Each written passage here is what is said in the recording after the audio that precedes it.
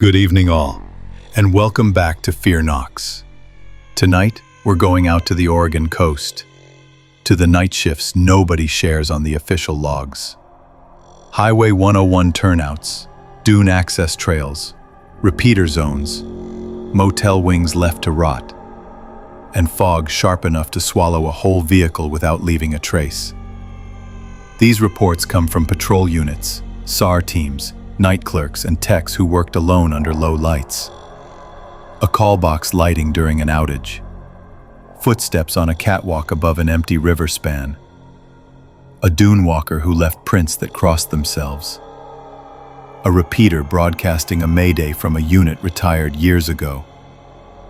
A headlight drifting under the fog layer as if the ground had dropped away. One of these stories was nearly pulled from the file entirely. You'll hear which one when we get there. If you're new here, subscribe so you don't miss our daily true horror stories. And don't forget to like the video and leave a comment with where you're watching from and what time it is.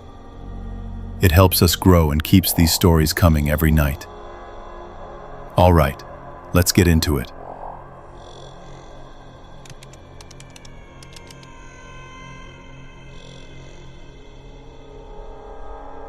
I was a fire lookout stationed high in the Cascades, watching for smoke. It was late autumn, and a cold sleet had begun to fall just after sunset. Then I heard the distinct sound of footsteps on the catwalk outside my cabin. My post was a small cabin perched atop a steel tower, accessible only by a steep, winding trail. The nearest jeep track was miles away, a rough path carved through old burn scars and dense forest. My routine was a solitary one, marked by the rhythm of sunrises and sunsets, by the sweep of my binoculars across the vast, silent landscape. I logged weather conditions, kept an eye on the horizon, and maintained the repeater hut's equipment nearby. The isolation was profound, a constant presence that settled deep into the bones. I had grown accustomed to the quiet hum of the radio and the occasional static burst, the wind's whisper around the tower, and the creaks of the old structure settling. This particular night, the sleet ticked against the glass, a steady, monotonous sound that usually lulled me into a deeper sense of solitude. The first sound was a distinct metallic scrape, followed by a rhythmic thud. It was the unmistakable sound of heavy boots on the steel grate of the catwalk that encircled the cabin. I froze, my hand still holding a mug of tea. The catwalk was narrow, barely wide enough for one person, and it was elevated about 100 feet above the ground. No one was supposed to be up there. I listened, my breath held tight in my chest. The steps continued, slow and deliberate, moving from the south side of the tower, past the west, and then around to the north. Each step resonated with a hollow, amplified sound against the sleet and the wind. I checked the anemometer reading displayed on a small dial near the window. The needle barely registered any movement, indicating the air outside was calm, despite the sleet. This was unusual. The tower often swayed in strong gusts, and the catwalk would groan. The steps completed a full circuit, paused for a moment on the east side, then began a second pass. The sound was so clear, so present, it felt as if someone was standing just outside my door. I tried to rationalize it, thinking perhaps a large animal, but the gait was too even, too human. A chill, colder than the night air, began to spread through me. The steps continued their second circuit, each thud a precise, measured beat against the metal. My mind raced, trying to conjure a logical explanation for the presence of a person on the catwalk in such conditions. Miles from any road, the nearest human contact was dispatch, many miles away, and they would have radioed if anyone was coming.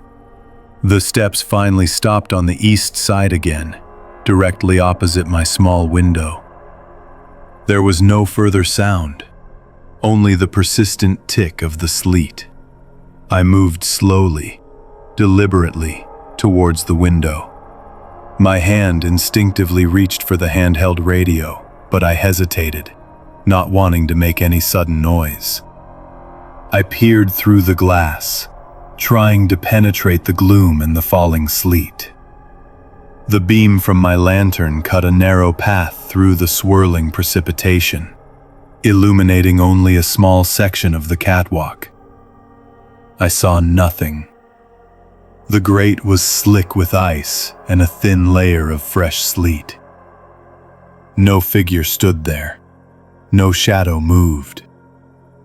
I pressed my face closer to the glass, my breath fogging the pain. My eyes scanned the entire visible arc of the catwalk, then the ground below. But there was only the dark, silent forest. The absence of any visual confirmation was more unsettling than the sound itself. I knew what I had heard. The steps had been too distinct, too rhythmic, to be mistaken for anything else. I took a deep breath and tried to steady my nerves. I knew I had to investigate. I grabbed the lantern and unlatched the heavy steel door that led to the catwalk. The cold air rushed in, carrying the scent of wet pine and ice. I stepped out onto the catwalk, my boots crunching lightly on the thin layer of frost. The lantern beam swept across the metal grate. I moved slowly, carefully, around the perimeter of the cabin. The sleet was still falling, coating everything in a thin, icy sheen. I looked for footprints, for any disturbance in the fresh sleet. There was nothing. The surface was pristine, unbroken. It was as if no one had walked there at all. I checked the anemometer again, still calm. The wind instruments showed no significant activity. I walked the entire catwalk, my own steps echoing the ones I had heard moments before. Each step I took left a clear impression in the sleet, a stark contrast to the blank surface I was observing. I returned inside, my mind struggling to reconcile what I had heard with what I had seen. I sat down at my desk and opened the logbook. I recorded the time, the weather conditions, and the incident in precise, factual language. I noted the calm wind and the absence of prints. I then tried to raise dispatch on the radio. The air was thick with static, making communication difficult. I tried several times, but only received a garbled response, mostly a low hum. I decided to wait until morning to try again, hoping for clearer conditions. The rest of the night passed in a state of heightened awareness. Every creak of the tower, every gust of wind made me jump. I kept the lantern burning brightly, casting long shadows across the small cabin. I felt a profound sense of isolation, a chilling awareness of being utterly alone, yet not alone. The sun eventually rose, painting the eastern sky with pale light. The sleet had stopped, leaving the landscape coated in a thin, glittering layer of ice. I made a more thorough inspection of the catwalk in the daylight. The ice had frozen solid overnight, preserving any potential evidence. Still, there were no prints, no scuff marks, nothing to indicate that anyone or anything had been there. The surface was smooth, unbroken. I took a few photographs with my old camera, documenting the pristine conditions, though I knew they wouldn't prove anything. I radioed dispatch again. This time, the connection was clearer. I reported the incident, keeping my voice calm and factual. The dispatcher listened patiently, then advised me to remain vigilant and to report any further disturbances. They said they would make a note in the file. I knew they probably thought I was tired or imagining things. There was no evidence, only my testimony. I spent the day trying to find a logical explanation. Perhaps a branch had fallen, or ice had shifted, creating a sound that mimicked footsteps. But the rhythm, the distinct pacing, argued against it. The incident was logged, but no further action was taken. I finished my rotation a few weeks later, relieved to leave the tower behind. I never heard the footsteps again, not on that tower or any other. The memory of that night, however, remains vivid. Sometimes, in the quiet of a cold night, I still hear the hollow thud of those steps on the metal grate.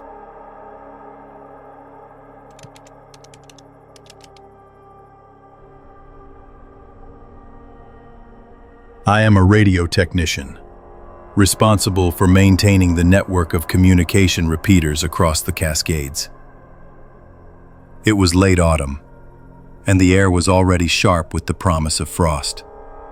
The sky a dull, overcast gray. The first irregularity was a sudden, complete power failure at the remote repeater hut. My job involved routine maintenance on the high-altitude repeater stations that served emergency services and forestry operations. These huts were often located on isolated peaks, accessible only by rough jeep tracks that became impassable with the first heavy snow. The work was solitary, demanding precision and a deep understanding of complex electronics. I knew these systems intimately, their hums and clicks a familiar language. Each repeater was a robust, self-contained unit, designed to withstand extreme weather and operate autonomously for long periods. My visits were usually about checking power systems, cleaning filters, and updating software. The nearest town was a long drive down a winding highway, and cell service was non-existent once I began the ascent. The forest around these sites was dense, often scarred by old burn incidents, leaving behind a stark, skeletal landscape. This particular repeater hut sat on a ridge known for its sudden, violent storms. I had driven the gravel trail that morning, my headlights cutting through a thick fog that clung to the lower elevations. The hut itself was a small, windowless structure of reinforced steel, designed to protect the sensitive equipment within. Inside, the air was always cool, even with the racks of electronics generating a steady warmth. I had just finished a routine check, logging the system's performance and noting a slight degradation in one of the backup battery banks. The main power grid for this site was notoriously unstable, prone to outages during high winds or ice storms. I had powered down the main rack for a quick inspection of the power conditioning unit, a standard procedure. The hum of the equipment ceased, replaced by the quiet ticking of cooling relays. The rack lights went dark. I was reaching for my toolkit when the hut plunged into silence, the emergency lights flickering on with a soft glow. The main power had cut out completely. This was not unusual for the area, and the repeater was designed to switch seamlessly to battery backup. I waited for the familiar click of the automatic transfer switch, but it never came. Instead, after a few minutes of complete silence, a low hum began to emanate from the main equipment rack. It was the sound of the repeater's power supply, a steady, cold hum that indicated it was active. This was impossible. The main power was out, and the manual switch was still in the off position. The backup battery system should have engaged, but it had not. I had just disconnected the main power conditioning unit myself. I stared at the rack. The indicator lights, usually a steady green or amber, began to flash erratically. A single red light, indicating a carrier signal, pulsed on and off. There was no feed, no data stream, just the raw carrier wave. I moved closer, my hand instinctively reaching for the power switch, but I hesitated. The hum intensified slightly. Then, a faint, almost imperceptible sound emerged from the rack's internal speaker. A series of fragmented voice packets. It was not a clear transmission, but a broken, garbled whisper of sound, like someone attempting to speak through a heavily degraded connection. The oscilloscope, which I had left connected for diagnostics, showed a chaotic waveform, not the clean, modulated signal of a normal transmission. The voice packets continued for a few seconds, then abruptly stopped. The red carrier light remained, pulsing. The cold hum filled the small space. I stood there, listening to the silence that followed, broken only by the persistent hum. My breath plumed faintly in the cool air. I checked the manual power switch again. It was still in the off position. The main circuit breaker for the hut was tripped, as expected. The backup battery system remained disengaged. There was no logical explanation for the repeater to be active. I retrieved my portable audio recorder from my pack and connected it to the rack's monitor output. The red carrier light continued its steady pulse. I started the recording, capturing the low hum and the occasional, almost subliminal static that now accompanied it. The hut felt colder than before, despite the equipment generating heat. The isolation of the location pressed in. I spent the next hour meticulously checking every connection, every power line, every switch. I verified the main power was indeed off. I confirmed the backup batteries were not engaged. Yet, the repeater remained active, its internal power supply humming, the carrier light flashing. I ran diagnostics from my laptop, connecting directly to the repeater's control port. The system logs showed no external power input, no command to activate, yet the internal diagnostics reported the unit was online and transmitting a carrier. There was no data, no voice, just the raw signal. I reviewed the maintenance logbook, searching for any similar incidents, any anomalies that might explain this phantom activation. Nothing. The logbook entries were routine, procedural. The fragmented voice packets returned, this time slightly clearer, though still heavily distorted by static. It was not a human voice I recognized, nor was it a standard radio transmission. It sounded like a series of clipped syllables, devoid of inflection, a mechanical whisper that seemed to emanate from the very walls of the hut. I watched the oscilloscope screen, the chaotic waveforms spiking with each burst of sound. The air in the hut felt heavy, charged with an unseen presence. I felt a prickle of unease, a sensation I rarely experienced in my line of work. My job was about logic and troubleshooting, not unexplained phenomena. I took a photograph of the oscilloscope screen, documenting the anomalous signal. The light from my headlamp reflected off the cold metal surfaces of the equipment.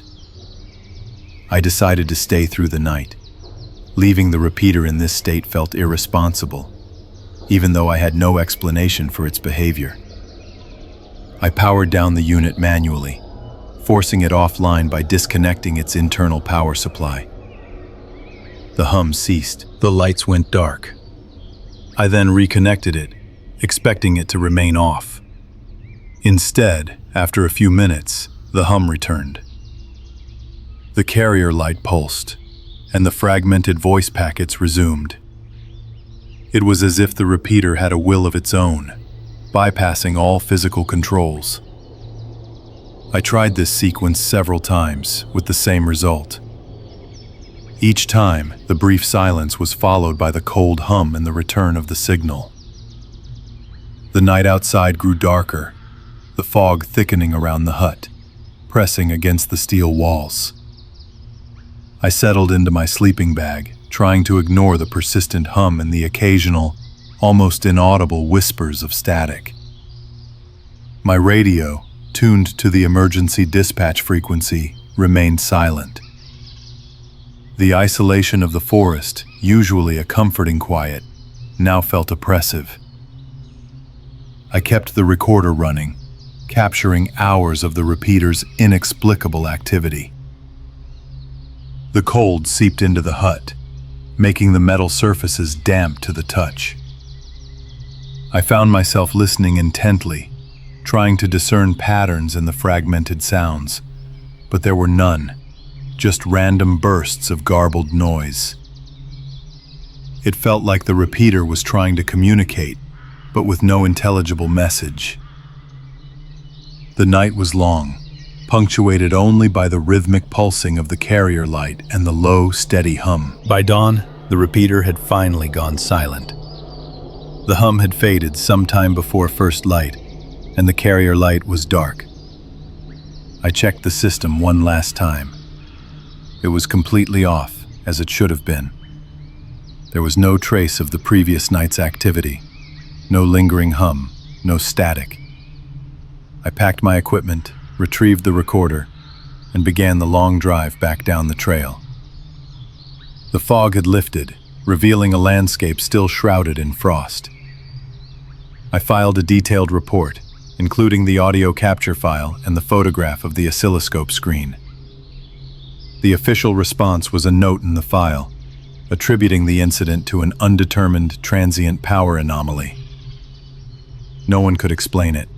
The evidence was there, but it defied all logical explanation. I still have the recording. Sometimes, late at night, I listen to the cold hum and the fragmented whispers. The sound is always the same, a low mechanical murmur that seems to carry a faint echo of the deep, silent forest.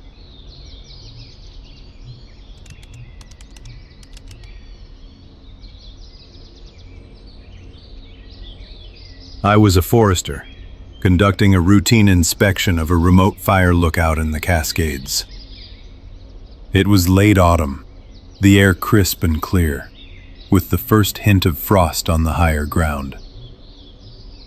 A faint, high-pitched hum began to emanate from the tower's guy wires, an unusual sound given the calm conditions. My assignment that week involved a series of old towers scattered across the northern Cascades. This particular lookout, designated Echo Point, stood on a prominent ridge, offering expansive views of the surrounding forest and distant peaks. It was a sturdy, steel-framed structure, anchored by a network of heavy-gauge guy wires stretching down to concrete footings.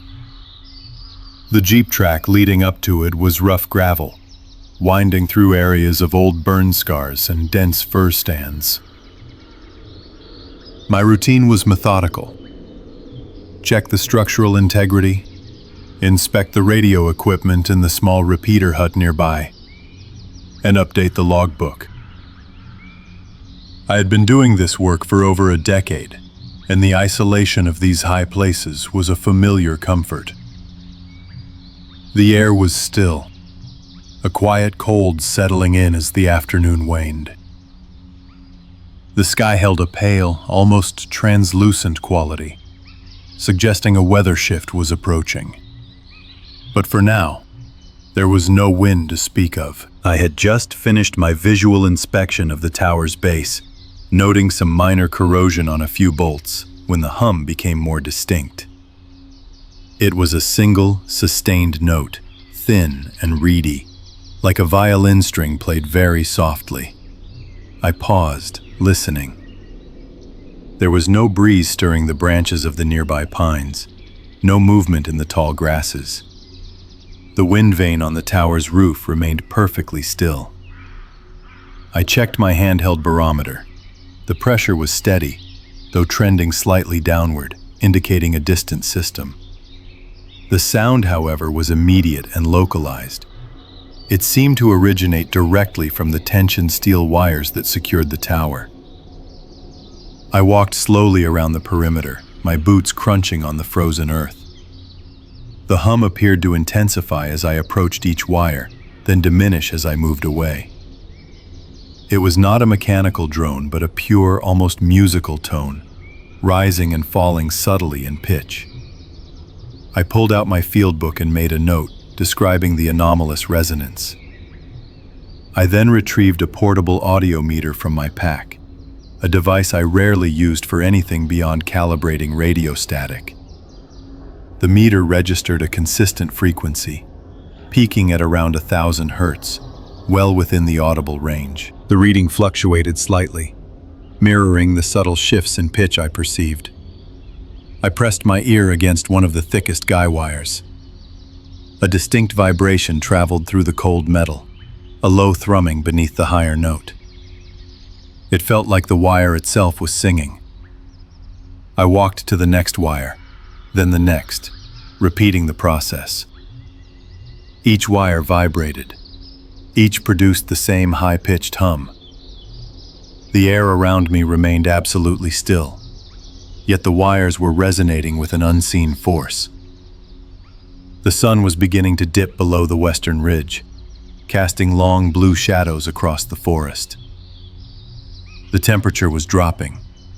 The air felt sharper, and a thin fog was starting to gather in the lower valleys. I returned to the cabin, a small functional space beneath the lookout platform. I checked the weather radio. Dispatch reported a low-pressure system moving in from the coast, expected to bring high winds and precipitation by morning. This information only deepened the puzzle. The wires were singing, now, in dead calm. I went back outside, determined to observe the phenomenon more closely.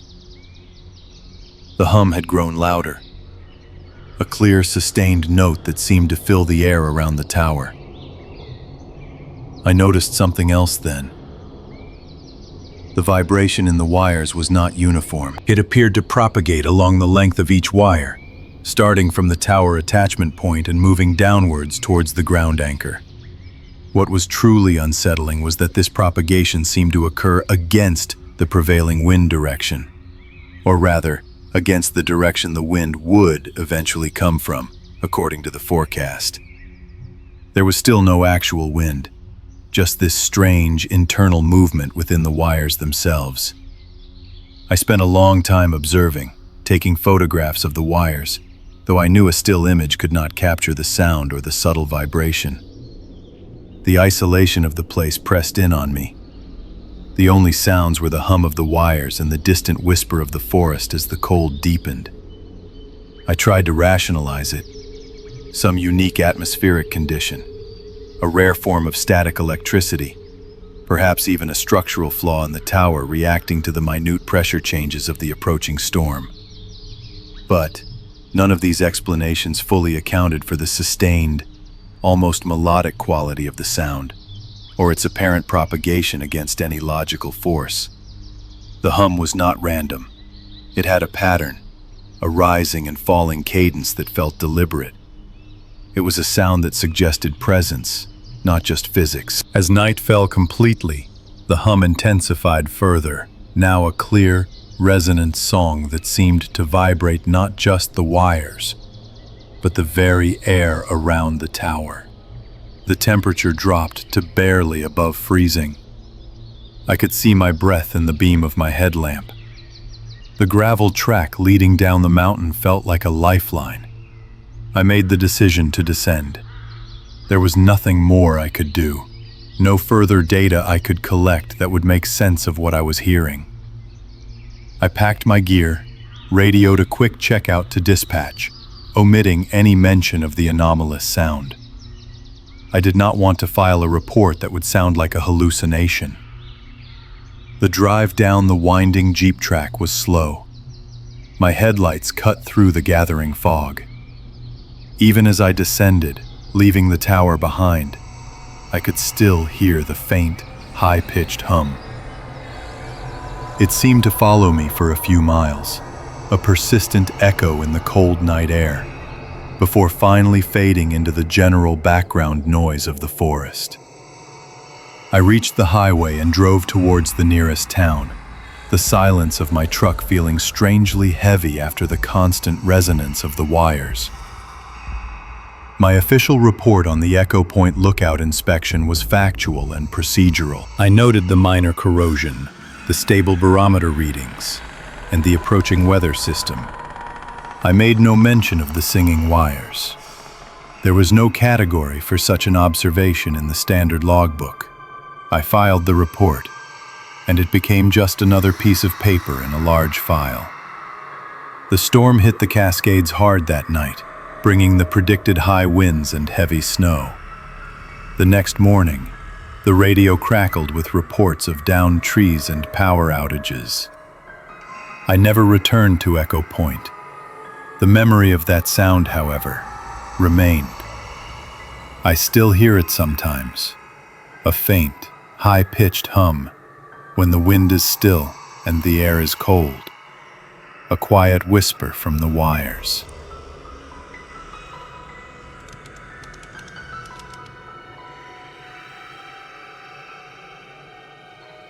I was a ranger assigned to the Northern Cascades district. My duties included routine maintenance of remote communication sites and fire lookout towers. It was late autumn and the air held a sharp, cold dampness that promised sleet.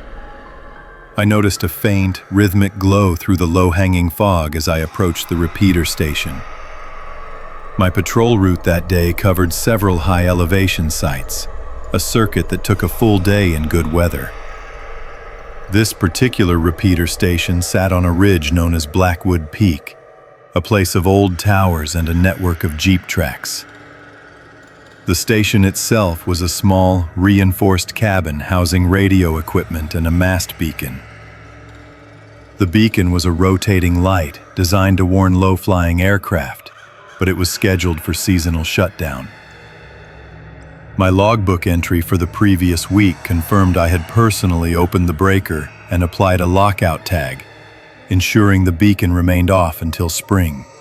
The procedure was standard, a safety measure against unauthorized operation and unnecessary power draw. The gravel track leading to Blackwood Peak was slick with recent rain, the forest dense on either side. My headlights cut through the gathering gloom, reflecting off the wet leaves and the occasional patch of frost. The air inside the truck cabin was barely above freezing, despite the heater running.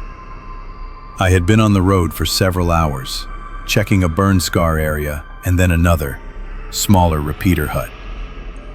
The isolation of these routes was usually a comfort, a quiet solitude broken only by the hum of the tires and the occasional crackle of the radio. Dispatch had been quiet all day, just routine check-ins. As I rounded the final bend, the beacon's slow sweep became more distinct, a pale yellow light cutting through the fog. I pulled the truck to a stop in the small clearing, its engine idling, the sound muffled by the damp air. The beacon continued its rotation, a steady, deliberate movement. This was the first irregularity. I killed the engine, and the sudden silence was profound, broken only by the hiss of sleet beginning to fall against the truck's windshield. I grabbed my heavy-duty lantern and my toolkit, the cold metal biting into my gloved hand. The light from the beacon cast long, shifting shadows across the ground, illuminating the wet gravel and the base of the mast. The structure was a familiar sight, a sturdy steel lattice rising perhaps 60 feet into the low cloud cover. I walked toward the small equipment shed at the base of the mast, my boots crunching softly on the frozen gravel. The shed housed the main power panel for the beacon. The air grew colder as I approached, a damp chill seeping into my gear. The beacon continued its slow, silent rotation above me. It was a mechanical hum, a low vibration that I could feel more than hear. I reached the shed door, unlatched it, and swung it open. The interior was dark, smelling faintly of ozone and damp earth. I directed my lantern beam to the breaker panel. My eyes immediately went to the main breaker for the beacon mast. It was clearly in the off position. More importantly, the red lockout tag I had personally affixed was still in place, its plastic zip tie unbroken. The tag bore my name and the date of the shutdown. This meant the circuit was physically disconnected, preventing any power from reaching the beacon head. Yet, the beacon continued to turn, its light sweeping across the clearing with an unnerving regularity. I stood there for a long moment, the sleet now tapping softly on the shed's metal roof. The light from the beacon pulsed through the open doorway, painting the interior walls with a moving yellow glow. I checked the tag again, running my gloved finger over the plastic. It was definitely my tag, exactly as I had left it. There was no sign of tampering, no cut wires, no bypass. The breaker was undeniably open.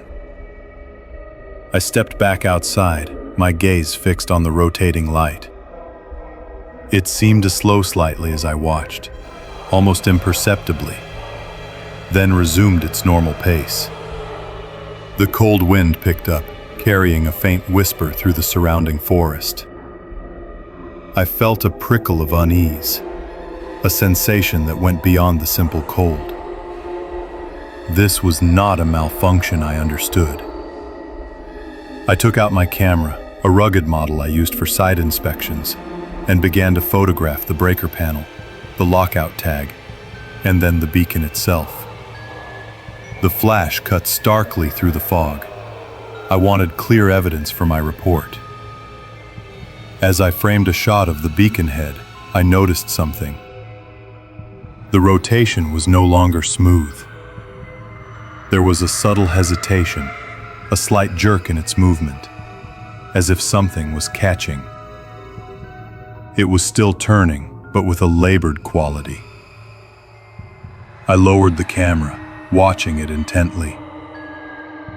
The hesitation became more pronounced, and then, with a final, shuddering sweep, the beacon light stopped. It froze mid-rotation, pointing directly into the dense forest. The sudden cessation of movement was jarring. The clearing was plunged into a deeper gloom, broken only by my lantern beam and the distant, diffuse glow of the highway. The silence that followed felt heavy, oppressive. I stood still, listening, but heard nothing beyond the sleet and the wind. I waited for a few minutes, my breath pluming in the cold air. The beacon remained motionless. I walked back to the truck, my mind racing through possible explanations. A residual charge? A mechanical fault that only manifested when unpowered? Neither made sense with a tagged open breaker. I decided to document the incident thoroughly. I opened my logbook, the pages stiff with cold, and began to write down my observations, noting the time of discovery, the state of the breaker, and the beacon's eventual stop. I included a reference to the photographs. This was an unauthorized operation, even if the power was off. Someone had to have been here. I considered calling dispatch immediately, but I wanted to be absolutely certain of what I was reporting. I decided to check the beacon head directly. I retrieved my climbing gear from the truck bed. The thought of ascending the icy mast in the sleet was not appealing, but I needed to inspect the mechanism. As I cinched my harness, I glanced back at the mast. The beacon light was turning again. It was a slow, deliberate sweep, just as before, cutting through the fog. My hands froze on the carabiner. I stared, disbelieving. It had been stopped for perhaps 10 minutes. Now it was rotating, silently, steadily, as if it had never paused. I dropped the climbing gear and ran back to the shed, my lantern beam bouncing wildly. The breaker was still open. The lockout tag was still in place. Nothing had changed. I stood in the doorway watching the beacon rotate, then walked back to the truck, then back to the shed. Each time I turned my back, the beacon seemed to resume its rotation. Each time I observed it directly, it would slow, hesitate, and eventually stop. This pattern repeated itself over the next hour. It was a silent, unnerving game. I finally radioed dispatch, my voice calm despite the growing chill in my bones. I reported an anomaly at Blackwood Peak, a beacon operating despite a tagged-out breaker. I requested another ranger to meet me, explaining the unusual circumstances without speculation. The dispatcher's voice was professional, acknowledging the report and promising to send someone from the nearest station about an hour away. I waited in my truck, the engine running for warmth, my eyes fixed on the mast. The beacon continued its strange, intermittent operation. I took more photographs, trying to capture the moments of rotation and stillness. The static on the radio was a constant low hum. Another ranger, Mark, arrived just as the sleet turned to light snow. His headlights cut through the deepening night. I explained the situation, pointing to the mast in the shed. He was skeptical, but followed me to the breaker panel. He confirmed the open breaker and the intact lockout tag. We both stood outside watching the beacon. It was stopped. We waited. Nothing. Mark suggested a mechanical fault, perhaps a wind-up mechanism, but that made no sense for a beacon of this type. We talked for a few minutes, our backs to the mast. When we turned, the beacon was slowly rotating again. We spent another hour observing it, together. The pattern held. When we watched it directly, it would eventually slow and stop. When we looked away, or went into the shed, or even just turned our heads for a few moments, it would resume. We took turns, one watching, one looking away. The beacon seemed to respond to our direct observation. It was a silent, unblinking presence in the cold night. We found no footprints in the fresh snow, no evidence of anyone else being there. The only tracks were our own. We finally secured the site as best we could, double-checking the breaker and adding another lockout tag for good measure. We filed a joint report, detailing the observations, the photographs, and the lack of any discernible cause. The incident was logged as an unexplained mechanical anomaly. The official file was closed without further explanation. The beacon was eventually removed and replaced with a solar-powered unit the following spring. There was no evidence of tampering, no electrical fault, no residual power. The official report offered no answers, only a record of what we saw. The photographs showed the tagged breaker in the beacon, sometimes still, sometimes blurred with motion. The incident remains an open question in my mind, a quiet disturbance in the logical order of things. It was a machine operating without power, responding to observation. I still think about that night sometimes, especially when the fog rolls in thick and low. I remember the cold, the hiss of the sleet, and the silent, deliberate sweep of that light. I remember the way it seemed to watch us, and the way it would only move when we weren't watching it back.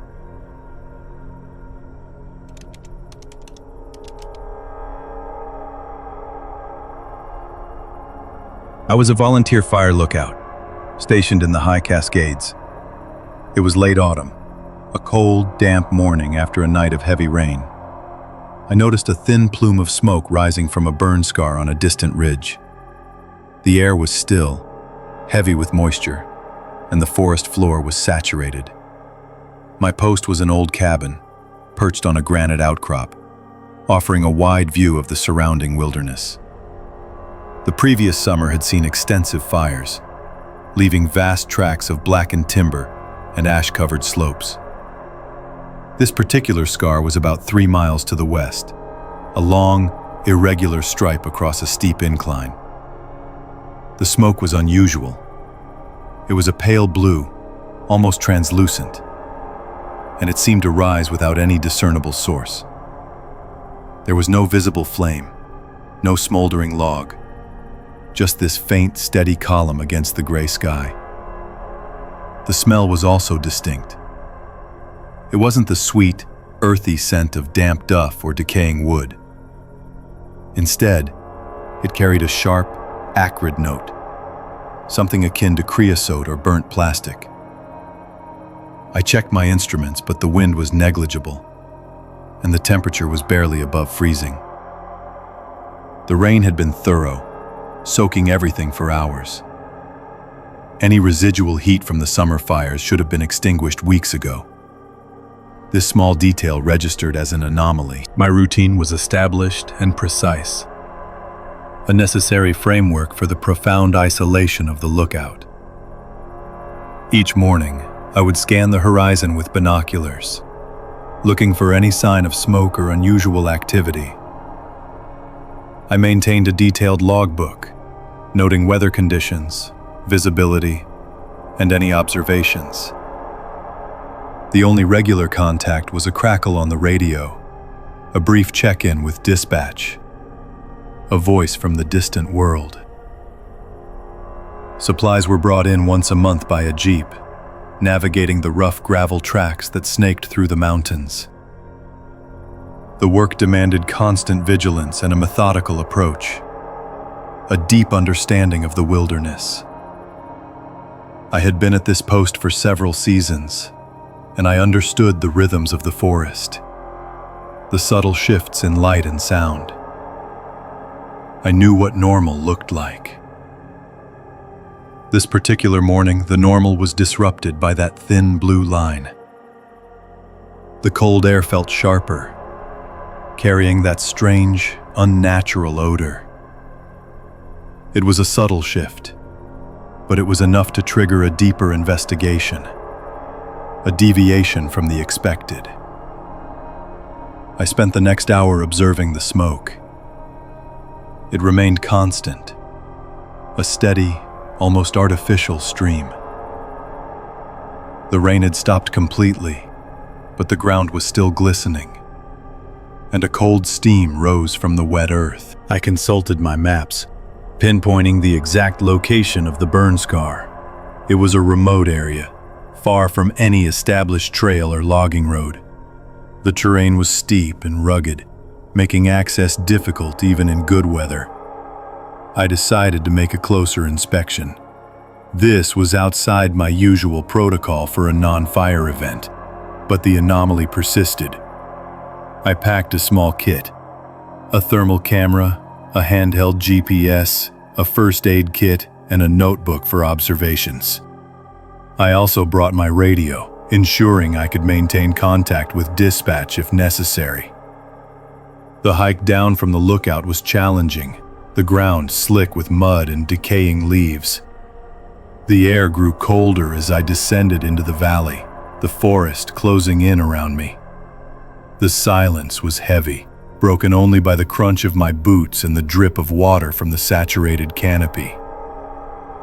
After about an hour of steady hiking, I reached the base of the ridge where the burn scar began. The trees here were mostly fir and pine, many of them blackened husks from the previous summer. The ground was a mix of ash and mud, treacherous underfoot. I began to ascend the slope, moving slowly and deliberately. The blue smoke was now more visible, a distinct thread against the dark backdrop of the charred trees. As I got closer, the smell intensified, a chemical tang that irritated my throat. It was definitely not wood smoke. I activated the thermal camera, sweeping it across the burn scar. The screen showed a landscape of cool blues and greens, indicating ambient temperatures. There were no hot spots, no glowing embers, nothing to suggest a conventional fire. Yet, the smoke continued to rise. I focused the camera on the source, or what appeared to be the source. It was a narrow fissure in the ground, a crack running along the slope, barely wider than my hand. The smoke seemed to emanate directly from this opening. I approached cautiously, my senses heightened. The ground around the fissure was soaked, almost boggy, but the smoke was dry, thin, and consistent. I knelt down, trying to get a better look. The creosote smell was overwhelming here, making my eyes water. I could feel no heat radiating from the crack, even with my hand hovering inches above it. The thermal camera confirmed this, showing no significant temperature difference compared to the surrounding wet earth. I took several photographs with the camera, documenting the smoke, the fissure, and the general conditions. I noted the exact GPS coordinates in my notebook. The silence of the forest felt oppressive. There was no sound of animals, no birdsong, just the faint whisper of the wind through the skeletal trees. I leaned closer, trying to peer into the fissure. It was dark, too narrow to see anything beyond a few inches. The smoke was rising from deep within, a continuous, unwavering stream. It felt unnatural, almost artificial, like something manufactured. The cold steam rising from the wet ground mingled with the strange, acrid smoke, creating a surreal visual. I spent a long time there, observing, documenting, trying to find a logical explanation. There was none. The lack of a thermal signature was the most unsettling aspect. Fire meant heat, even residual heat. This smoke was cold. I considered various possibilities. Perhaps some unusual geological activity, a vent releasing gases. But the smell was wrong for natural gas, and there was no seismic activity reported in the area. The creosote odor was persistent and distinct. I thought about old logging operations, perhaps buried chemicals. But this was a wilderness area, largely untouched by heavy industry. The burn scar itself was a natural event, albeit exacerbated by dry conditions. I took more photographs, trying to capture the precise quality of the smoke against the dark earth. The light was fading slightly, the gray sky deepening. I knew I needed to report this to dispatch, but I wanted to gather as much evidence as possible first. I spent another hour at the site, walking a perimeter around the fissure, looking for any other anomalies. There was nothing, just the wet, charred ground and the steady plume. The isolation began to press in on me. The forest felt different now, less familiar, more watchful. I made my way back down the slope, the descent feeling longer and more arduous than the climb. The cold was seeping into my bones. As I hiked, I kept glancing back, expecting the smoke to have vanished, but it remained, a pale blue line against the darkening ridge. When I finally reached a point where I had a clear radio signal, I contacted dispatch. I kept my voice calm, factual, detailing my observations. I described the smoke, the smell, the lack of thermal signature, and the fissure. Dispatch listened patiently, then asked me to repeat the coordinates and the description of the odor. There was a pause on the line, a moment of static. They acknowledged the report and said they would log it and consult with the regional office. They advised me to return to the lookout cabin before nightfall. The hike back to the cabin was under a sky that had turned a deep, bruised purple. The forest was almost completely dark, the trail barely visible. I kept my headlamp off for as long as possible, relying on my night vision. But eventually the gloom became too thick. The beam cut through the fog that was beginning to settle in the lower valleys. I felt a growing sense of unease. It wasn't fear in the conventional sense, but a deep, primal discomfort. The kind that comes from encountering something fundamentally outside the known order. I reached the cabin just as the last light faded. The hum of the radio was a small comfort in the vast silence.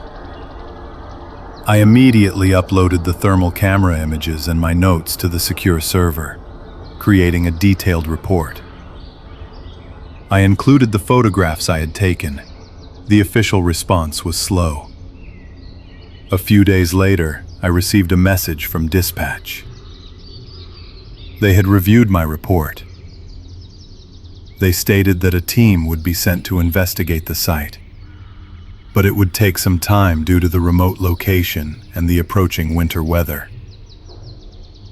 They thanked me for my vigilance. I continued my daily scans, but the blue smoke was gone the next morning. The rain had returned overnight, a steady, cold drizzle that obscured the distant ridge. I checked the burn scar repeatedly over the following days, but saw no further sign of the plume. The strange creosote smell had also dissipated from the air around the lookout, leaving only the familiar scent of wet earth and pine. The incident was logged, the report filed, and the thermal images stored. I received no further updates about the investigation team, no follow-up questions from any official. The weather worsened rapidly, and within a week, the first heavy frost covered the peaks and the surrounding forest. The gravel tracks leading to the lookout became impassable, sealed by snow and ice. My season ended shortly after, and I was airlifted out. I never heard anything more about the fissure or the smoke. The official file on the incident remained open but inactive, categorized as an unexplained atmospheric phenomenon, a bureaucratic term that offered no real answers and felt like a dismissal. The memory of that cold blue smoke, rising from the wet earth, has stayed with me. I still think about the creosote smell, so out of place in the wilderness. There was no explanation, no logical conclusion to draw from the evidence. The forest holds its secrets, and sometimes it offers a glimpse of something that simply does not fit. I often wonder what was truly down in that fissure. What cold, unseen process generated that unnatural plume? The quiet dread of that day remains, a subtle whisper in the back of my mind.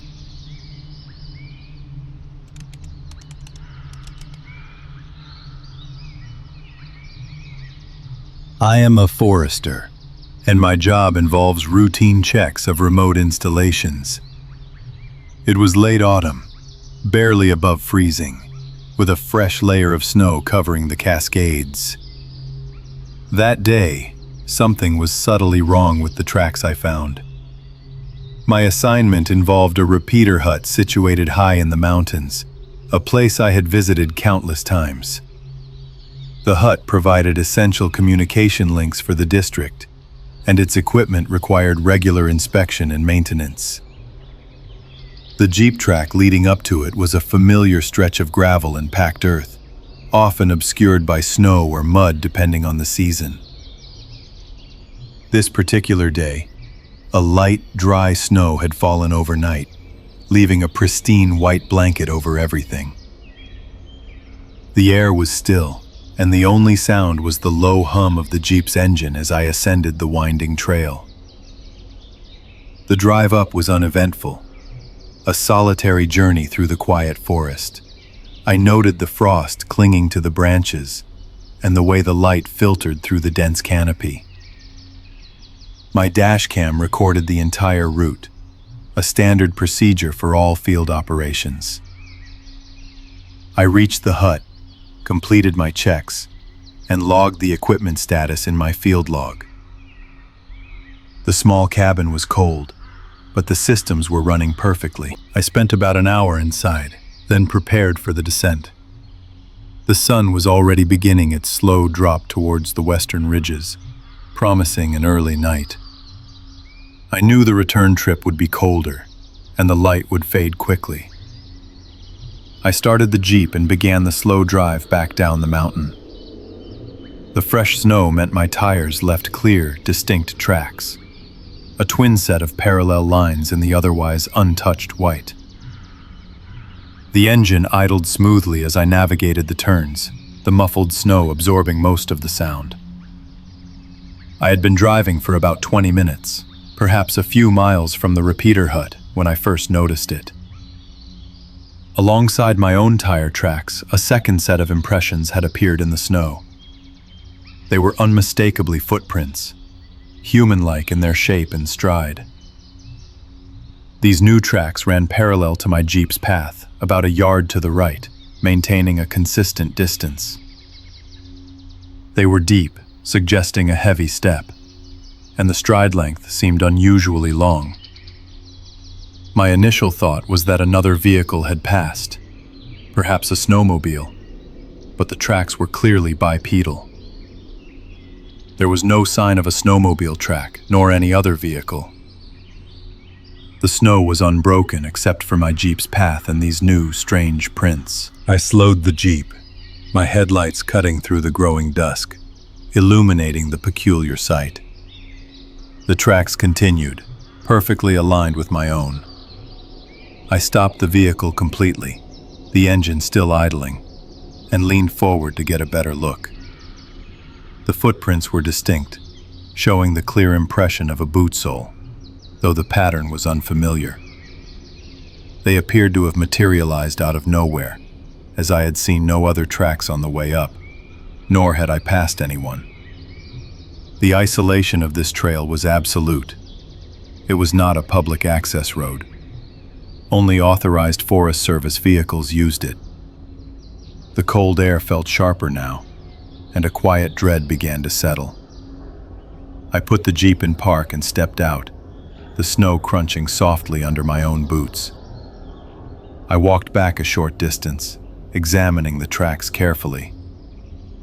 They simply began, as if someone had stepped onto the trail from the dense forest at that exact point. There were no approach tracks from the side, no signs of entry or exit from the tree line. The prints were just there, pacing my Jeep. I followed them forward, my eyes scanning the ground. The tracks continued for what felt like a long distance, always maintaining that precise parallel course. The forest was silent, the only sound the distant hum of my Jeep's engine. The light was fading fast, painting the snow in shades of gray and blue. My gaze fixed on the tracks as they led towards a specific point on the trail. Ahead, a snow-bridged culvert crossed the Jeep track, allowing a small stream to pass underneath. It was a familiar landmark, a concrete pipe covered by packed earth and gravel, now blanketed in snow. As I approached the culvert, the phantom tracks continued, unwavering. Then, just before the culvert, they simply ended. The last print was clear and deep, but there was no corresponding print on the other side. There were no scuff marks, no signs of a jump, no deviation into the surrounding snow. The tracks just stopped, as if the person had vanished into the air. I stood there for a long moment, the cold seeping into my gear. The culvert itself was completely covered in undisturbed snow, a smooth, unbroken arch. There was no way anyone could have crossed it without leaving a mark. I checked the sides of the culvert, peering into the dark opening where the stream flowed. Nothing. The snow around the culvert was pristine, save for my own footprints and the mysterious set that had abruptly ceased. The silence of the forest felt oppressive, a heavy blanket that muffled any sound, any whisper of an explanation. My mind raced, trying to find a logical reason for what I was seeing. I returned to the Jeep, my breath fogging in the cold air. The dashcam was still recording.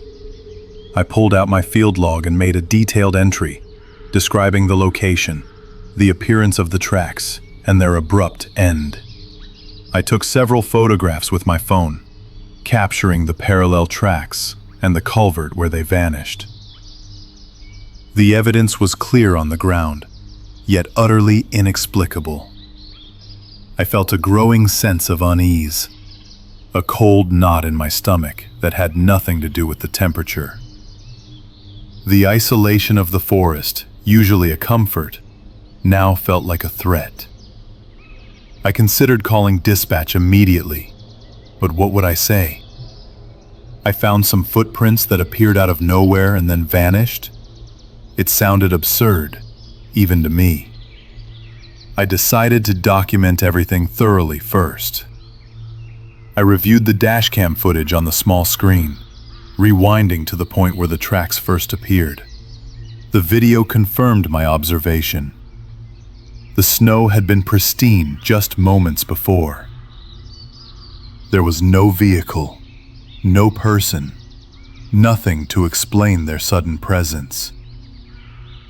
The static on the radio seemed louder than usual, a constant, low hum in the background. The thought of turning back, of driving up to the repeater hut again, crossed my mind. But what would that accomplish? The tracks were behind me, and the mystery was here. I decided to continue my descent, but with heightened awareness. I drove slowly, my headlights sweeping the road ahead, and constantly checked my rearview mirror. Every shadow seemed to shift. Every rustle of leaves sounded like a whisper. The forest felt different now, imbued with a silent, watchful presence. I kept my hand near the radio, ready to call if anything else happened. The remainder of the drive was tense. I saw no further anomalies, but the image of those tracks, ending so abruptly at the culvert, was burned into my mind. I reached the main highway, the familiar rumble of passing traffic a welcome sound after the profound isolation of the mountain trail. Once I was back in cell service range, I called dispatch.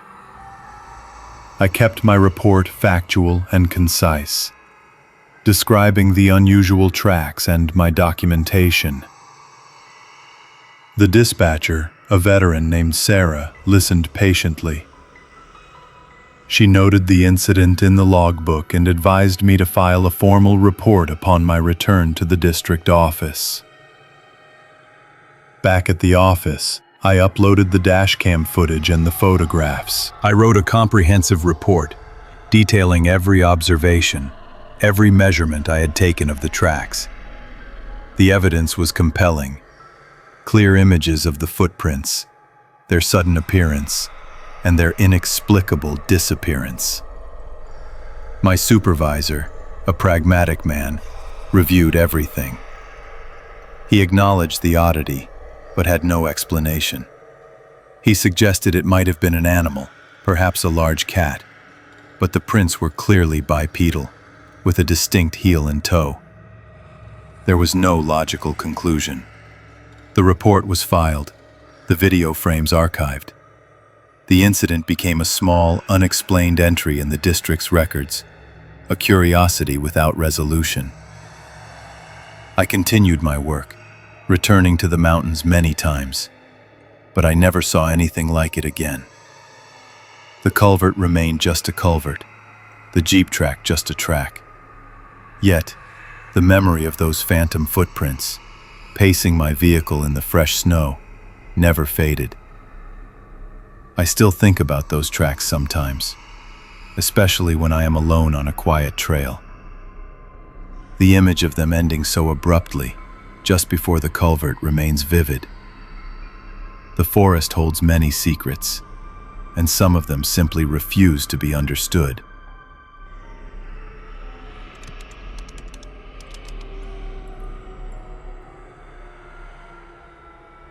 I was a lineman for the power company, working a routine night patrol. It was late autumn, a clear and cold night in the foothills of the Cascades. That night, the insulators began to rattle without any wind. My patrol route covered a long stretch of high-voltage transmission line, winding through remote forest access roads. The job involved checking for downed lines, damaged poles, or any anomalies that could disrupt power flow. Most nights were uneventful. A quiet drive under the stars. The only sounds the hum of the lines and the crunch of gravel under the tires. This particular night, the air was still and sharp, barely above freezing. A thin layer of frost had settled on the windshield when I started my shift. The sky was clear, showing countless stars, and the moon was a sliver, casting long, faint shadows. My headlights cut through the deep night, illuminating the dense forest on either side of the narrow track. I had been on this route for years, knew every bend, every dip, every pole number. It was a familiar, predictable isolation. My routine began around midnight. I drove the utility truck slowly, scanning the lines with a powerful spotlight. The pole line stretched for miles, a skeletal backbone across the rugged terrain. I would stop every few miles, get out, and listen. I listened for the telltale crackle of a failing insulator, the groan of a stressed crossarm, or the whisper of a loose connection. The forest was usually silent at this hour, save for the occasional hoot of an owl or the distant rustle of unseen animals. The cold air carried sound well, making any unusual noise stand out. I carried a handheld thermal imager and a voltage detector, standard equipment for identifying potential issues before they became failures. My radio was always on, tuned to dispatch, though calls were rare on this remote section. I was about 3 miles past the old repeater hut, near a section of line that crossed a shallow ravine. The truck was idling, its engine a low thrum against the quiet. I had stepped out to check a specific pole, number 347, which had shown minor corrosion on a previous inspection. The air was perfectly still. There was no breeze, not even a breath of air stirring the dry leaves on the ground. The temperature had dropped further, and I could see my breath plume in the beam of my headlamp. As I approached the pole, I heard it.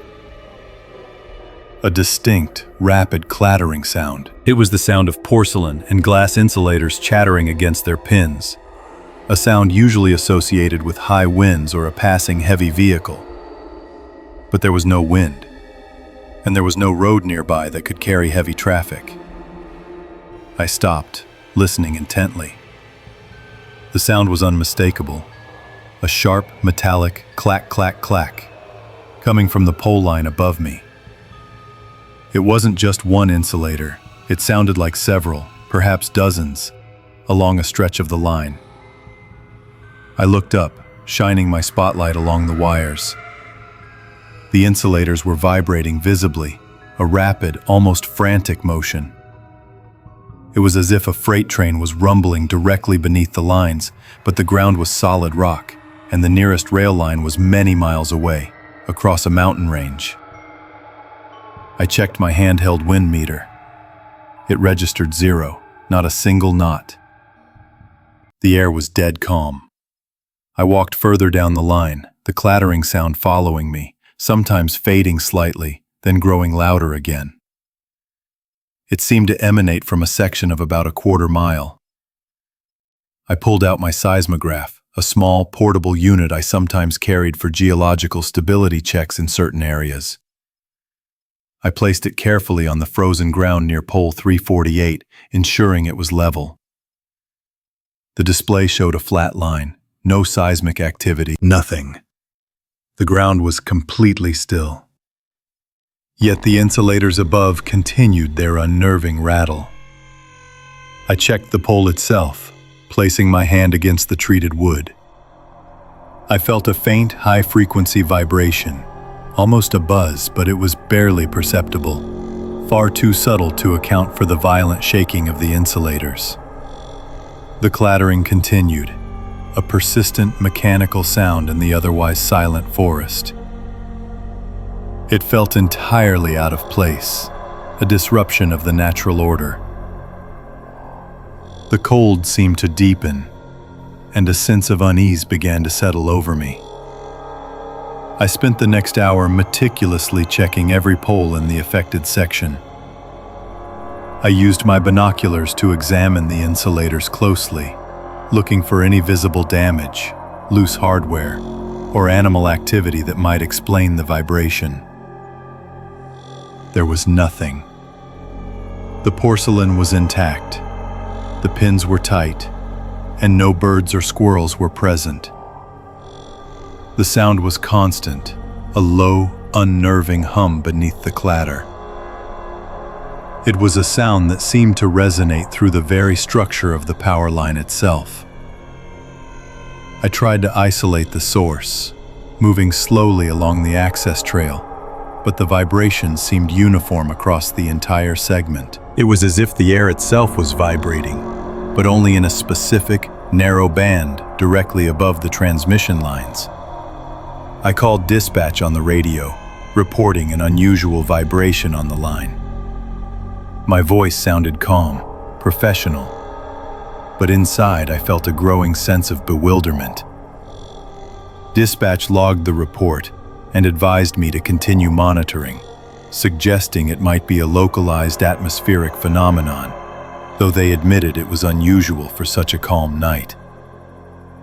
I made a detailed entry in my logbook, noting the exact location, the time, the lack of wind, and the seismograph reading. I even took a few photographs of the vibrating insulators, though the motion was too fast for my phone camera to capture clearly in the low light. The images just showed a blur.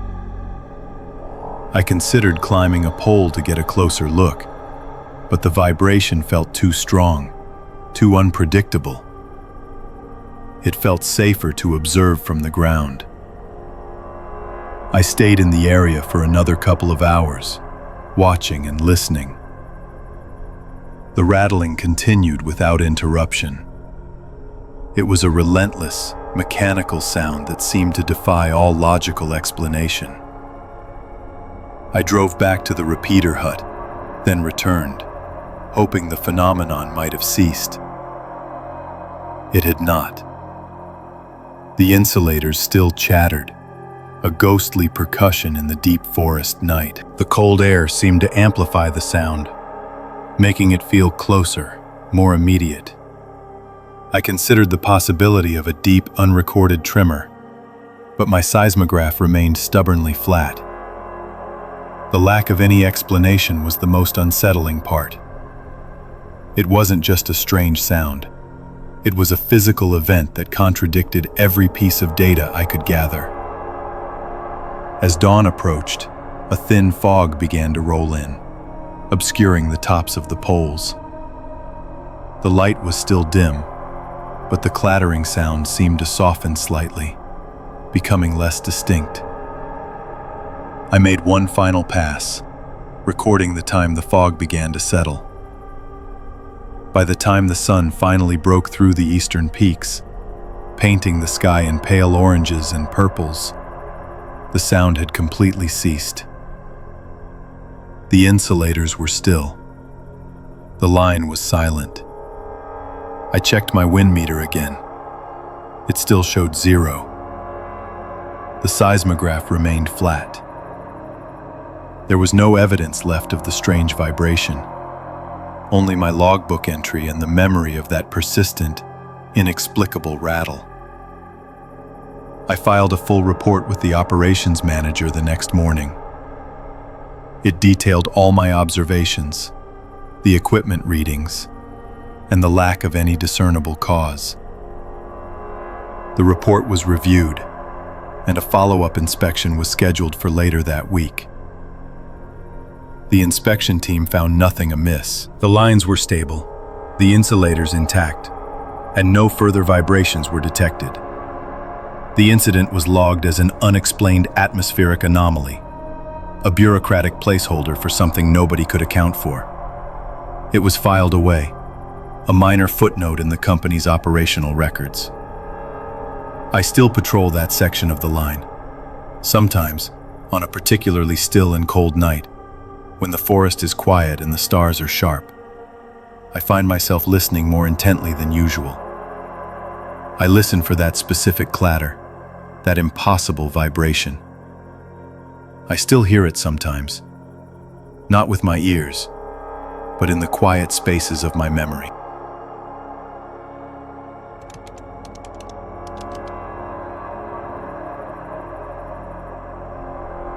I was a radio operator for the Provincial Forestry Service.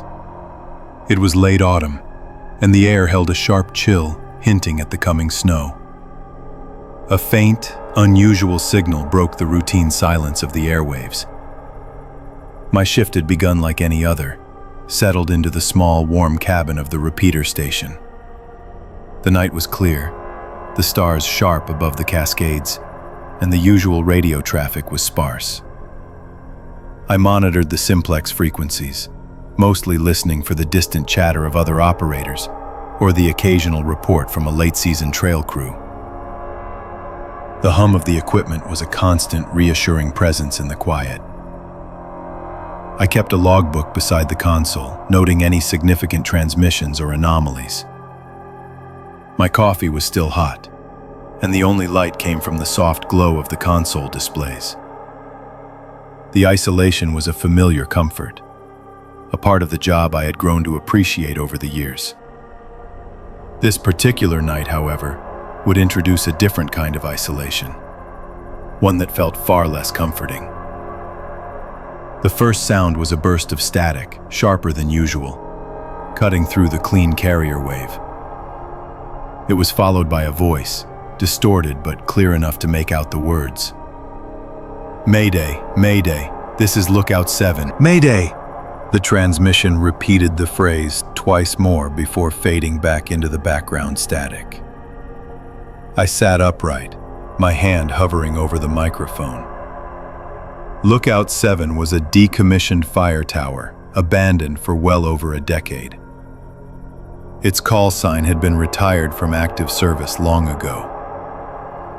My initial thought was a prank, or perhaps a stray signal from an old, forgotten radio. I checked the frequency, confirming it was indeed an active simplex channel, not some obscure band. I transmitted a query, asking for identification and location, but received no reply. The air remained silent, save for the low hum of my own equipment. I noted the incident in the logbook, detailing the time and the unusual nature of the call. A few minutes later, the static returned, followed by the same voice, the same three words. "Mayday, Mayday, this is Lookout 7, Mayday." The voice held no panic, no urgency, just a flat, almost mechanical repetition. It was unsettling. I tried to raise the station again, identifying myself and asking for a response. Again, silence. I contacted dispatch, reporting the unusual transmissions. They confirmed Lookout 7 was indeed decommissioned and had been for a long time. They advised me to continue monitoring and to attempt triangulation if the signal persisted. I pulled out the portable direction-finding gear, a handheld radio with a small Yagi antenna. It was a standard piece of equipment for locating rogue signals or downed aircraft. The signal came again, a third time, identical to the previous two. I quickly swung the Yagi, sweeping the horizon. The signal peaked when the antenna pointed roughly north-northwest, towards the higher elevations where Lookout 7 stood. I marked the bearing on my map. The voice was still calm, still repeating the same words, devoid of any human inflection. It felt like a recording, yet the static bursts were inconsistent, suggesting a live transmission. This was not a simple radio skip. The signal was strong, too strong for a distant, old radio. It suggested proximity. I waited, listening intently. The fourth transmission came about a quarter of an hour later. This time, I was ready. I swung the Yagi again, confirming the bearing. It was consistent. I contacted a colleague at a repeater station about 30 miles to the west. I explained the situation, and he agreed to monitor the frequency and attempt a bearing himself. We coordinated our efforts, waiting for the next transmission. The air felt colder in the cabin, despite the heater running. The isolation of the mountains seemed to press in closer. The fifth transmission arrived, punctual and unnerving. My colleague reported a bearing that intersected precisely with mine. Both lines converged on the location of the old Lookout 7 tower. The triangulation was conclusive. The signal was originating from within or very near the decommissioned structure. Dispatch was notified of the confirmed location. They instructed me to proceed to the tower and investigate. They would send a small team to meet me there, but it would take them a couple of hours to reach the remote site. I gathered my gear, a more powerful handheld radio, a flashlight, a first aid kit, and a heavy jacket. The night was growing darker, the moon obscured by a thin layer of fog that had begun to drift in from the valleys. The drive to Lookout 7 was long and difficult. The jeep track was barely maintained, overgrown in places, and slick with damp earth and fallen leaves. My headlights cut through the deepening fog, illuminating the gnarled trees and the occasional burn scars from old forest fires. The silence of the forest pressed in, broken only by the crunch of gravel under the tires and the low hum of the Jeep's engine. I kept the handheld radio on, tuned to the simplex frequency, but the transmissions had stopped. The air was quiet again, too quiet. The cold seeped into the Jeep's cabin. I drove slowly, navigating the treacherous turns and steep inclines. The forest grew denser as I gained elevation. After what felt like an hour, I saw the faint outline of the tower through the fog. It stood like a skeletal sentinel against the dark sky, a silhouette of steel and wood. The structure looked abandoned, exactly as it should have been. There were no lights, no signs of recent activity. I parked the Jeep a little distance away, grabbing my flashlight and the radio. The air outside was frigid, barely above freezing. A thin layer of frost had begun to form on the sparse vegetation. I approached the tower cautiously, my boots crunching on the frozen ground. The fog swirled around the base, making it difficult to see clearly. The silence was absolute, a heavy, oppressive blanket. I swept the area with my flashlight. The ground around the tower was undisturbed, no fresh tracks, no discarded items. The base of the tower was secured with heavy chains and padlocks, rusted but intact. No one had forced entry. I tried the radio again, calling out to Lookout 7, but received no answer. The only sound was my own breath, a small cloud in the cold air. I began to climb the stairs, my hand gripping the cold metal railing. Each step creaked under my weight, the sound echoing in the stillness. The wind began to pick up, a low whisper through the steel girders. The fog grew thicker as I ascended, obscuring the ground below. I reached the cabin at the top, a small enclosed space with windows on all sides. The door was also chained and padlocked, just like the base. I shone my flashlight through the grimy windows. The interior was dusty, cobweb-laden, and empty. Old equipment lay scattered, covered in years of grime. There was no one inside. No radio, no person, nothing that could have transmitted a signal. I stood there for a long moment, scanning the empty cabin, then the surrounding forest. The fog made visibility poor, but I could see no movement, no sign of life. The wind whistled through the gaps in the cabin walls.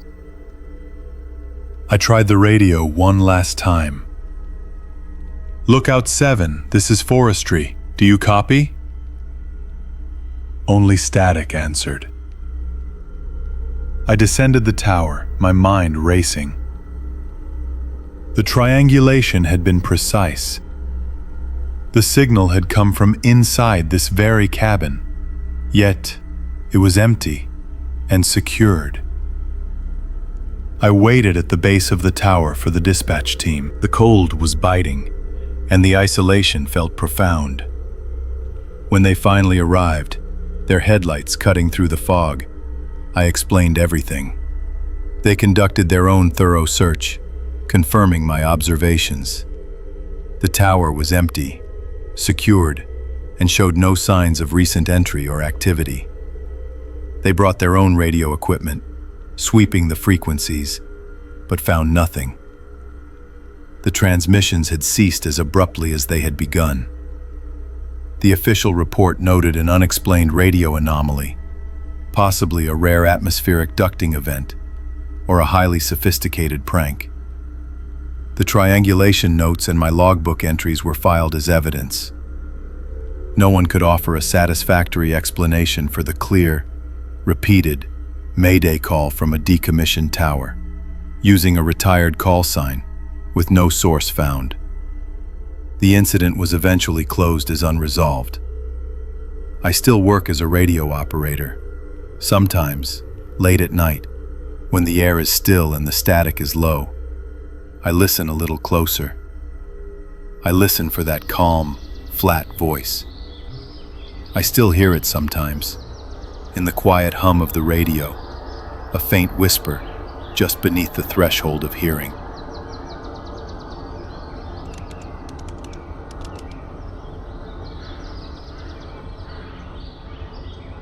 I was the caretaker for the old fire lookout tower, performing a routine check on the repeater hut. It was late autumn, well past midnight, and the air held a sharp, biting cold. A strong wind had picked up, carrying a fine drift of frost across the exposed rock. My job involved maintaining several remote sites across the Cascades, ensuring the communications equipment remained operational through the harsh seasons. This particular tower stood on a high, exposed ridge, overlooking miles of dense forest and old burn scars. The nearest highway was a long, winding drive down a gravel track, a journey that took well over an hour in good conditions. Isolation was a constant companion up there, a familiar presence I had grown accustomed to over many years. My small cabin, a sturdy structure built into the lee of the ridge, offered minimal comfort, but reliable shelter. I kept a detailed logbook of all my activities, noting weather conditions, equipment status, and any unusual observations. The work was solitary, demanding a methodical approach and a high degree of self-reliance. I relied on a two-way radio for contact with dispatch, a connection often tenuous due to the elevation and the unpredictable weather. I had just finished checking the power supply in the repeater hut, the low hum of the machinery a steady counterpoint to the wind's howl. The moon, nearly full but veiled by a thin layer of high cloud, cast long, stark shadows across the landscape. As I stepped out, pulling the heavy door shut, I saw the tower's shadow. It stretched out, a dark, elongated wedge against the pale, frost-covered ground. The wind was coming from the west, a steady, powerful push that made the tower creak faintly. Logically, the shadow should have been cast eastward, moving with the wind's direction, or at least remaining static relative to the moon. Instead, it appeared to be sliding uphill against the prevailing wind. My breath plumed in the frigid air. I stopped, watching it. The shadow, a distinct shape of the tower and its base, seemed to flow with an impossible fluidity.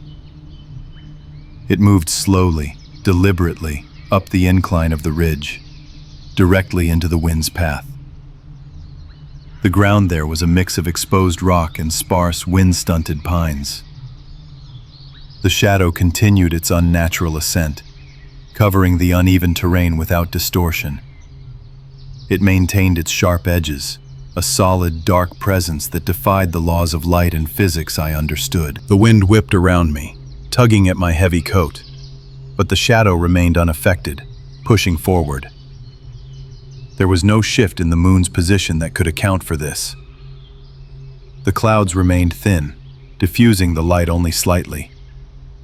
The cold intensified, a sharp, penetrating chill that seemed to emanate from the very air itself. I stood there for what felt like several minutes, my gaze fixed on the impossible sight. The shadow continued its slow, uphill creep. It reached the base of the tower itself, then began to fold. It didn't simply disappear into the structure. Instead, it seemed to wrap around the lower supports, then flow upwards, like a dark liquid climbing a wall. It moved over the wooden steps leading to the entrance, then pooled at the threshold of the tower's door. The latch on the door, a heavy metal mechanism, gave a faint rhythmic tap in the wind. The shadow then appeared to slide under the door, disappearing into the dark interior of the structure. The entire process was silent, utterly devoid of any accompanying sound other than the constant, roaring wind. The air around me felt suddenly heavier, colder, despite the lack of any visible change. I retreated to my cabin. The image of the shadow burned into my mind. The wind howled around the small structure, a familiar sound that now carried an edge of something else. I grabbed my heavy-duty lantern and my old digital camera. The camera was a basic model, but it took decent stills. I needed some form of evidence, something tangible to record what I had seen. My hands felt stiff with cold, and a tremor ran through them that had nothing to do with the temperature. I checked the radio, turning the dial. Only static filled the air, a low hiss that seemed to amplify the silence in the cabin. The isolation felt profound, a heavy blanket pressing down. Stepping back out, I aimed the lantern beam toward the tower.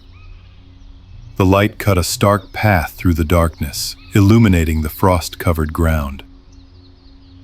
The tower stood silent, its dark silhouette against the faintly moonlit sky. There was no visible shadow now, not in the way I had seen it before. The moon was still veiled, and the tower cast a faint, diffuse shadow in the correct eastward direction. I walked slowly, deliberately toward the tower, my boots crunching on the frozen gravel. The wind was still strong, pushing against me, making the lantern beam waver slightly. I reached the base of the tower, shining the light over the steps and the door. There was nothing out of place, no physical disturbance, no marks on the frost. I raised the camera, taking several photographs of the tower, the steps, and the ground around the threshold. I focused on the areas where the shadow had moved and folded. The camera's flash briefly illuminated the scene, stark and cold. I took wide shots and close-ups, trying to capture the exact conditions. The air grew colder as I stood there, a deep, penetrating chill that felt different from the usual mountain cold.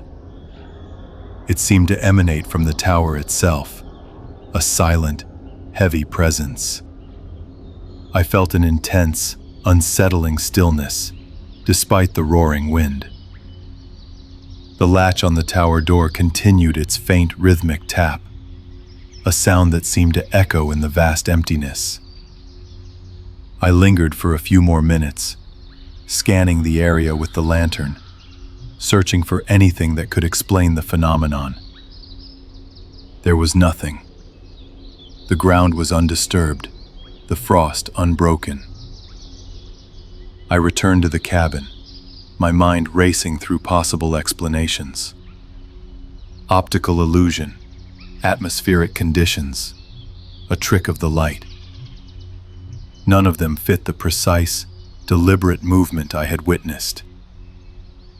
I uploaded the photographs to my laptop, examining them closely. They showed only the tower, the frost, the gravel, and the faint, normal shadow cast by the moon. There was no trace of the impossible movement. I wrote a detailed entry in my logbook, describing the incident with as much factual precision as I could manage. I noted the wind direction, the moon phase, the temperature, and the exact time of my observation. I included a reference to the photographs I had taken. My report to dispatch the next morning was met with polite skepticism. They noted my observation in the official file but attributed it to fatigue and the effects of prolonged isolation. A supervisor was sent up a few days later, a routine check-in that felt more like an inspection. He found nothing amiss with the tower or the equipment. My logbook entry was reviewed, and the photographs were examined. The official conclusion remained unchanged. I continued my duties at the lookout for another few months, but the incident had changed something. The isolation, once a comfort, now felt like a vulnerability. Every shadow seemed to hold a potential for unnatural movement. Every gust of wind carried a whisper of something unseen. I eventually requested a transfer to a less remote posting, citing personal reasons. The request was granted without question. The official report on the incident remains filed under Unexplained Atmospheric Phenomenon. I still think about that night sometimes. The cold, the wind, the way the tower's shadow slid uphill, against everything I knew to be true. I still hear the faint, rhythmic tap of that latch in the wind.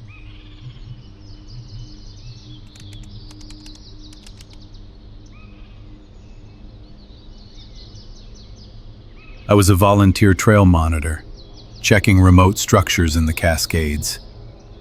It was late autumn, and the air held a sharp, biting cold.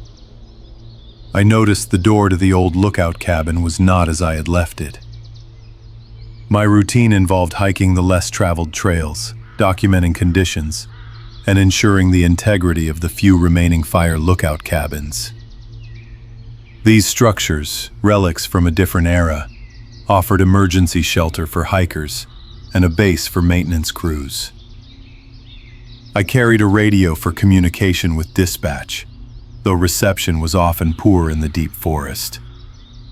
The isolation was usually the main challenge, a constant hum of quiet that could become oppressive. I made sure the cabin doors were wired open slightly for ventilation, preventing mold and allowing access in an emergency.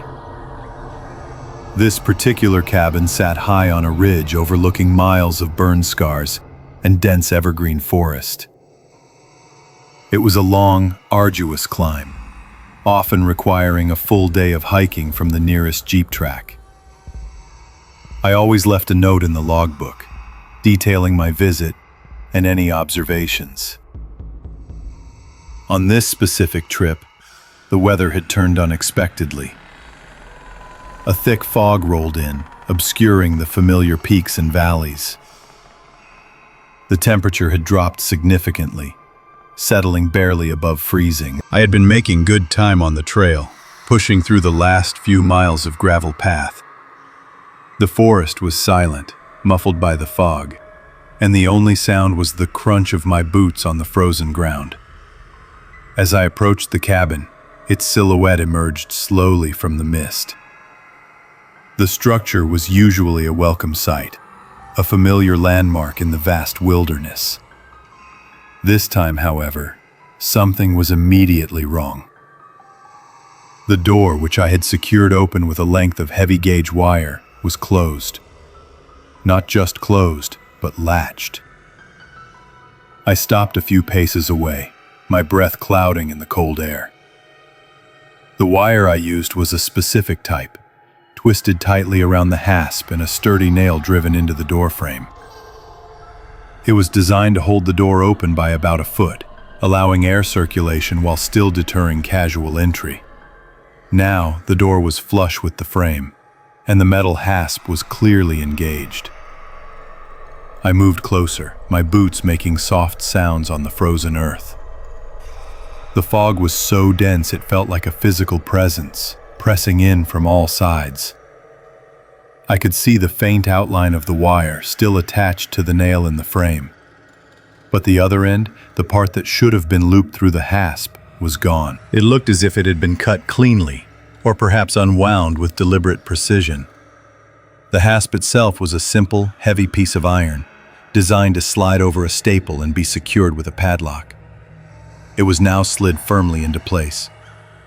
What truly caught my attention, though, was the frost. A thin layer of white ice coated the entire exterior of the cabin, clinging to the wood and the metal. But across the threshold, directly beneath the closed door, there were distinct lines where the frost had melted. These lines formed a pattern, as if something warm had pressed against the cold surface, leaving clear, dark trails in the otherwise pristine white. The melted areas were narrow, consistent, and ran from one side of the door frame to the other. It looked like the imprint of a boot sole, or perhaps something dragged across the ground. The air inside the cabin, I realized, must have been significantly warmer than the outside temperature for this to occur. I stood there for a long moment, trying to process what I was seeing. There were no footprints in the fresh, light dusting of snow around the cabin. No signs of recent human activity. The ground was undisturbed, save for my own tracks leading up to the door. The silence of the forest felt heavier now, charged with an unfamiliar tension. I reached out a gloved hand and touched the hasp. It was cold, solid metal. I tried to push the door inward, but it held fast. The latch was secure. My mind raced through possibilities. A strong gust of wind? Unlikely given the wire and the secure latch. An animal? No animal could manipulate a wire and a hasp. Another hiker? But there were no tracks, and the wire had been deliberately undone. The melted frost lines were the most unsettling detail. They implied a presence, something that had been inside the cabin, generating enough warmth to melt the frost on the threshold, and then had left, securing the door from the inside. I took a few steps back, surveying the scene again. The cabin stood isolated, a dark shape in the swirling fog.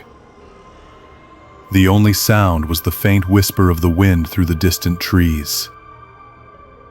I checked my radio, but the static was too strong for a clear signal. The thought of being alone, miles from any road, with an inexplicable event unfolding, began to settle in. I pulled out my camera and took several photographs of the door, the hasp, and the melted frost lines. This was evidence, something tangible to document the anomaly. I circled the cabin slowly, examining every window, every corner. The windows were small, high, and barred, typical for these old structures. There were no signs of forced entry anywhere. The snow on the ground was undisturbed, a pristine blanket that revealed no secrets. I returned to the door, my unease growing.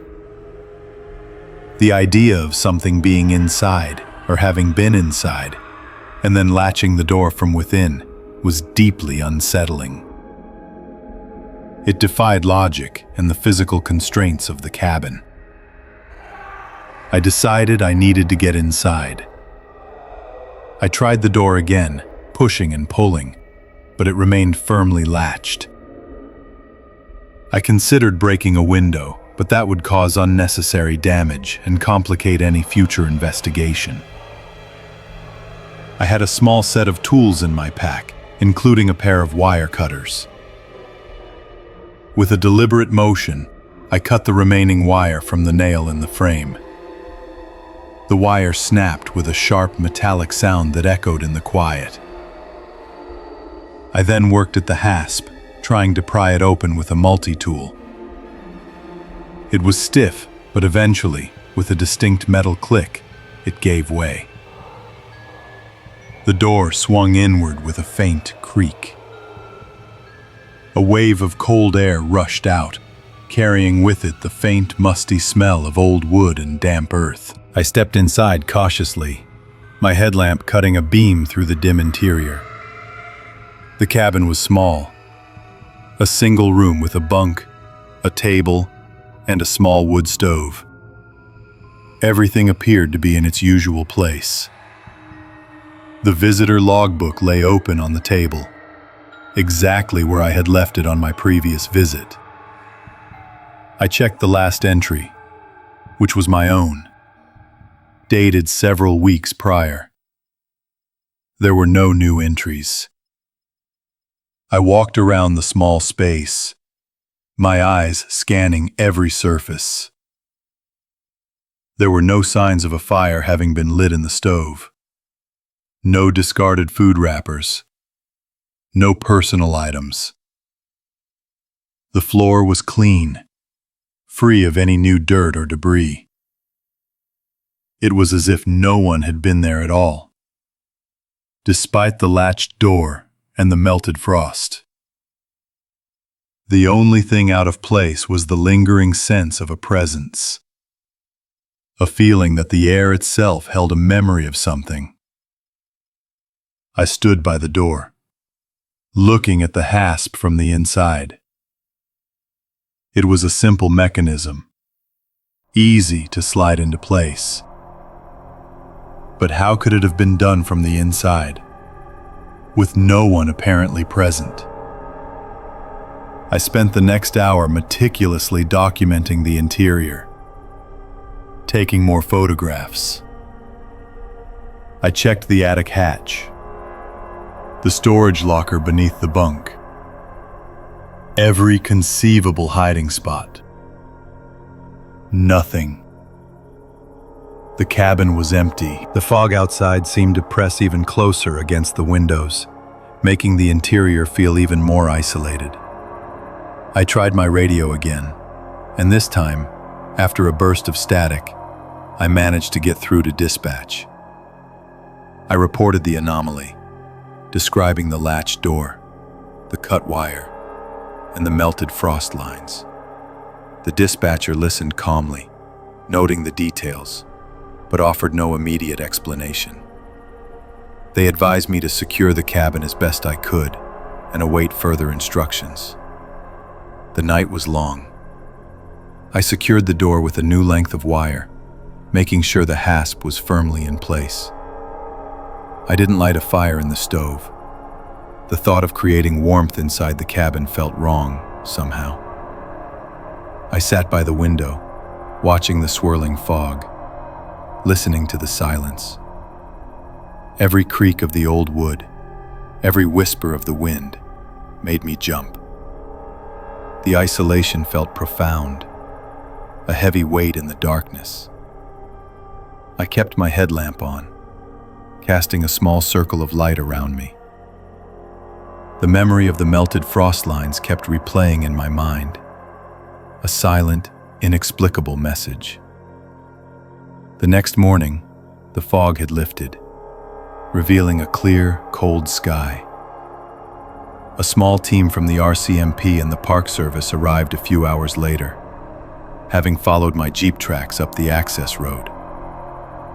They examined the cabin, took their own photographs, and interviewed me. They found no further evidence, no footprints, no logical explanation for the latched door. The official report, filed later, noted the incident as unexplained, citing the lack of any discernible human or animal activity. The melted frost lines were documented, but offered no conclusive evidence of what had caused them. The cabin was eventually secured with a new, heavier padlock, and the old wire was replaced. I continued my volunteer work, but my visits to that particular lookout cabin became less frequent. The memory of the latched door, the cut wire, and the melted frost lines remained vivid. It was a quiet, unsettling mystery that defied all logical explanation.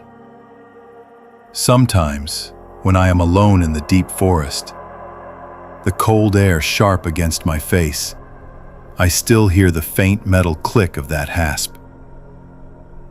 I see the dark lines of melted frost on a pristine white threshold. The quiet dread of that night still lingers, a whisper in the back of my mind.